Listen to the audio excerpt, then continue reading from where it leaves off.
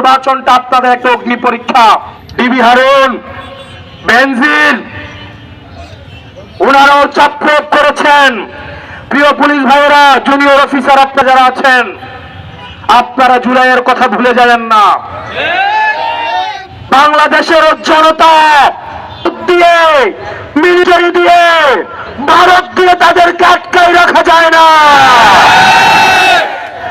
প্রিয় প্রশাসনের ভাইয়েরা, গত 17 বছর আপনাদের প্রতি যে অনাস্থা তৈরি হয়ে, সেই অনাস্থা থেকে আস্থা অর্জনের পরীক্ষা হচ্ছে আপনাদের 12 তারিখ।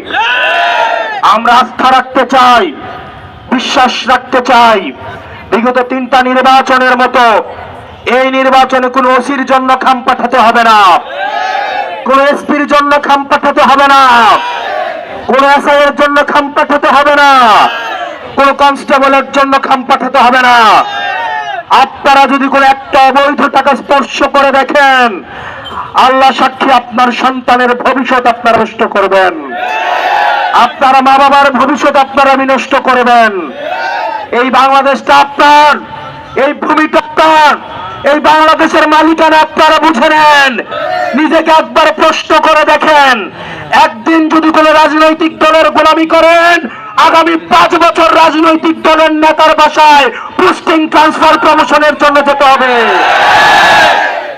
প্রিয় প্রশাসনের ভাইয়েরা, এই নির্বাচনটা আপনাদের একটা অগ্নি পরীক্ষা। বাংলাদেশের মানুষ আপনাদেরকে পুলিশ হওয়ার দরকার নাই, এনসিপির পুলিশ হওয়ার দরকার নাই, আপনারা বাংলাদেশের পুলিশ হয়ে উঠুন, জনতার পুলিশ হয়ে উঠুন। আমরা আপনাদেরকে নিরাপত্তা দিব, আমরা আপনাদেরকে মাথায় তুলে রাখবো।